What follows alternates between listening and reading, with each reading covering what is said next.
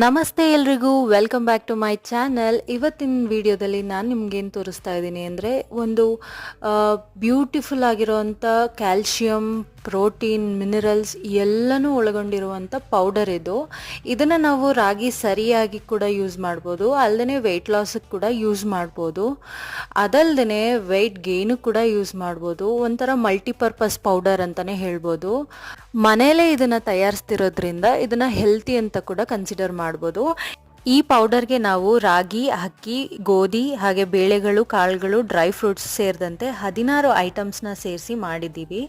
ಈ ಪೌಡರ್ನ ಪ್ರತಿನಿತ್ಯ ಸೇವಿಸ್ತಾ ಬರೋದ್ರಿಂದ ಡೈಜೆಷನ್ಗೆ ಹೆಲ್ಪ್ ಆಗುತ್ತೆ ಮತ್ತು ಕಾನ್ಸ್ಟಿಪೇಷನ್ನ ಕ್ಯೂರ್ ಮಾಡುತ್ತೆ ಅಂತ ಹೇಳ್ಬೋದು.